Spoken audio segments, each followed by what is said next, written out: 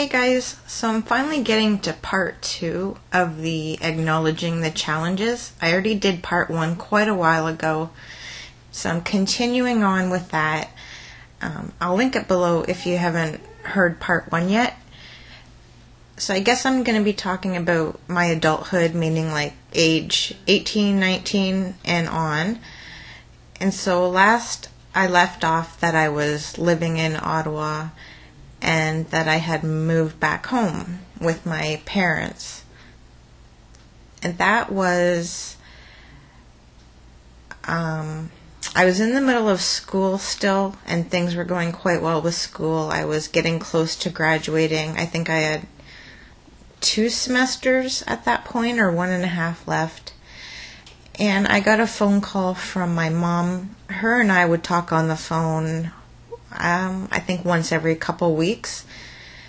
And this phone call was pretty strange. She sounded like it was just confusing to me. She asked me to come home and that she had something really important for me and that she missed me and that she had already reserved a plane ticket for me to come home that night. And by this time it was mid-afternoon, I think, when I talked to her.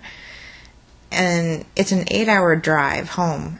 And so never did we fly. I mean, I never flew in my life. And I was confused by it, but she was so, like, it was something I felt I had to do, even though it sounded so crazy. But she was so determined to get me home, and I don't know. I kind of forget why and how it all happened. Basically, I had told my sister and brother-in-law about it, and they got on the phone with my mom, and then it was just understood that my mom had said she pre-purchased the plane ticket. It was at the airport ready for me, and so I went home. In my mind, I was just going home for a visit. Like, I thought she had I don't know. I thought she had something to show me or tell me or something, but I was in the middle of school, so I really had all intentions of just staying the weekend and coming home, or coming back to Ottawa. So yeah, I went home. I flew on the plane. When we got to the airport, my brother-in-law was trying to get the ticket, and it turned out there was not a ticket ready for me, and that was weird. So my brother-in-law put it on his credit card and bought me a ticket. It was $600. Now this was like an emergency type thing. We knew something was sort of off with my mom, and it was just, I had to get home, you know. So we did that with intentions of like my mom paying him back or whatever it was. I flew home. It took 45 minutes to fly. I landed, and it was my mom and my dad, and within a minute, I knew something was different with my mom. It felt really scary. Not that she was out there too much, it's just she was not herself and talking pretty fast, and later I found out she was manic at that time. And there was no bipolar diagnosis yet or anything. No past of any mental illness really, other than depression. After she had me, they call it the baby blues. She had that post-depression after childbearing. So other than that, there was nothing. By the time I got home, you know, the car ride was very strange. My dad didn't say a word. I could tell he was like really worried, and he had been living with this for a while, and he didn't know what to do. So I got home and things were strange, and my mom took me through the house, and every single closet in our house, in every bedroom, had brand new clothes in it. Not even the closets in the bedrooms, the closets in the hallway entrance, the basement bathroom closet, because she didn't have enough room. So what happened was she started showing me all these clothes and hats and jackets and jewelry, like, you know, the cheap jewelry, not real jewelry, but all this stuff. And I was like, what the heck is all this? You know, price tags were on everything, and it was weird. And she, when I was asking her, like, what is this? She kind of broke down crying and saying that she bought it all for me and that she missed me so much and she wanted me to come home. And she had all these nice clothes for me to come home to. And that was really sad because it made me feel like when I moved away, you know, she got sick. I've kind of, at that point, I felt like it was my fault that she was sick like this. Of course, I know different now. But at the time, it just all hit me like a ton of bricks. And yeah, just realized, oh my goodness, my mom literally went on a massive shopping spree. And later I found out the store, it was a little shop in our small town. It was such a cute little shop. And they were closing down, so they had something, you know, things on sale. Well, my mom went in there, and my mom bought every item in the store, you guys. Every item, even men's baseball hats. Like, she bought everything. She even bought the racks that the jewelry came on. Costume jewelry, I guess you'd call it. Clothes that didn't even fit me. Like, she just bought it all. And, of course, like I said, we didn't know what bipolar was. We didn't know what was going on. We just knew that something was really strange with my mom. And, of course, there's a million other different things that happened while I was there. You know, it all added up to, okay, something is psychologically wrong with her.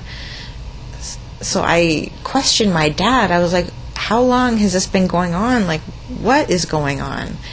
And so we sort of came to the conclusion that she definitely needed to be hospitalized in a psychiatric hospital. And I begged her. I did everything I could. And she went. And they admitted her.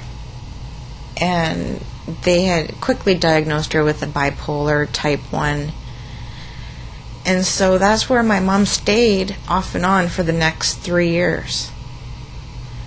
And needless to say, I didn't move back to Ottawa. I stayed home. I finished school at home. And I think I had taken the rest of that semester off because what I would do is go visit my mom at the hospital. And this was in the mid-90s, so this was like was this in the mid-90s? Yeah. Mid-90s to late 90s.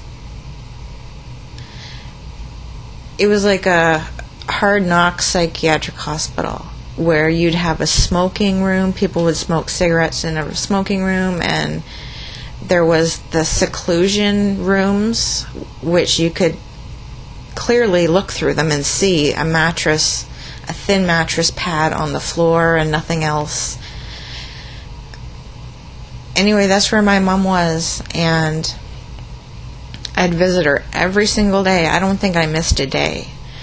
I would wake up and go there by like 10, 11 in the morning and stay for most of the day. So literally I was a mental patient. I kind of felt like that sometimes, except when they lined up for medication, I didn't have to get in line, basically. And when they ate in the cafeteria, I didn't get any food because I was not a patient. But I just spent so much time there. And it taught me a lot. Like, of course, I was scared, especially at first, but the more you go, and even people with schizophrenia, they would scare me because they were just different things. Outbursts and anger, and, you know, it was a scary place at times, but then you would get to know the other side of them, and you just really get to know them as people, and it just really helped me to be non-judgmental, I think, through my life. Like, it just taught me so much. It was like, you know that movie, One Flew Over the Cuckoo's Nest? It was like that, sort of. That connection people had and things like that. So yeah, that's where my mom stayed, and so it was just me and my dad living at home, kind of trying to fend for ourselves. going grocery shopping together, which was weird because me and my dad, like I said, we didn't get along too much before he kicked me out of the house, you know, because I was a bad kid. And all of a sudden we're brought together to like fend for ourselves, get groceries, clean the house, work as a team, go visit my mom and take turns sometimes and all that kind of stuff. So it bonded us because it was very hard to deal with her when she was ill. Like, it was just, she's so unrecognizable. Very scary. And so, like, I don't have to mention everything, but 3 years off and on, it was very hard. She went from mania to deep, deep depression to terrible side effects from the medication. Took them so long to find the right dosage for her. And I can remember one Christmas they let her out on a day pass where she could only come home for a few hours. And taking her back to the hospital, she did not want to go back. She wanted to stay home. And when we took her back and we tried to leave the ward that she was on, it was a ward that was locked. So we would leave and she could not follow us, you know what I mean? She grabbed me. She was sitting on a chair and I was standing up going to leave, and she put her arms around me and cried and begged for me not to leave her there. And then when I kind of moved back a bit, she grabbed like my legs, like she was desperate, and it was so heartbreaking. My mom has been through so much in her life, and to this day she always talks about how that was the worst time. So no matter how sick she gets in the future, like mental health wise, I will do everything I can to look after her myself and not ever have to admit her. Thankfully, she's been okay.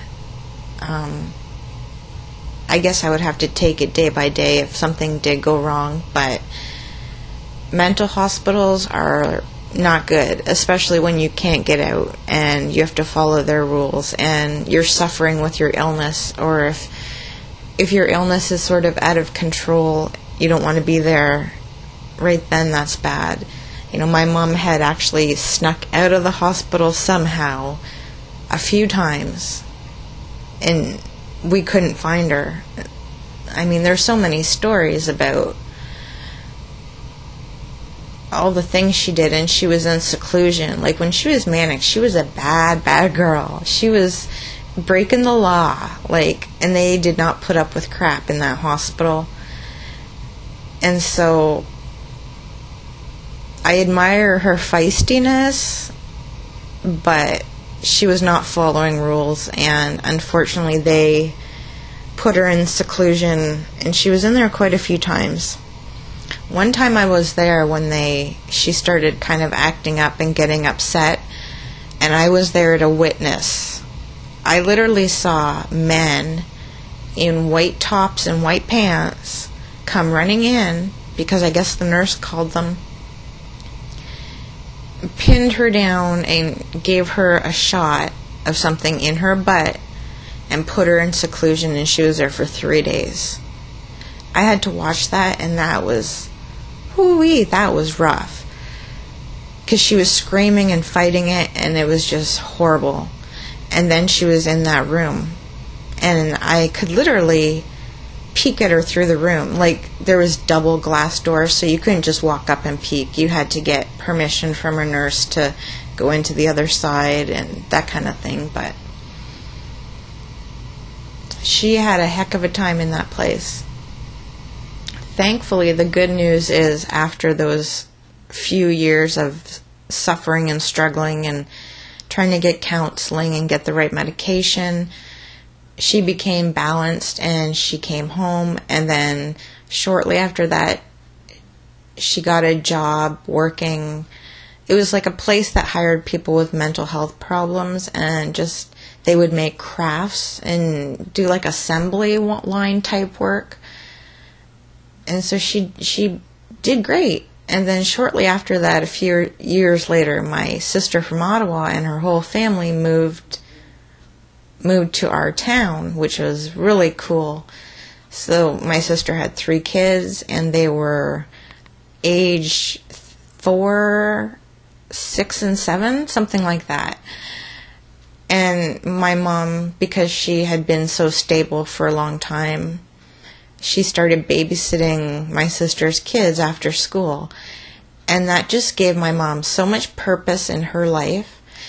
She would do her thing during the day, and she would cook a dinner for my sister's family at home and then bring it over to them and pick up the kids from school and help my sister do her laundry and clean out the lunch pails. And my mom was like such a big help to my sister, but it did so much good for my mom. And you know, kids are the best. They just bring light to your life just by being them, you know. They don't have to do anything special. They're just automatically awesome. So thank God for those kids, because they definitely helped my mom. And then, of course, ever since my dad passed away in 2008, she's been suffering with a deep, deep depression that's gone on for nearly 6 years. And that's what we're sort of dealing with right now. Just, she's lost her mobility because depression. She doesn't want to move very much. So that's what we're working on now, is trying to get her more mobile and get her more balanced and walking more and just get her health back, you know. So I guess that's it for today. I'll carry on with sort of doing a part 3.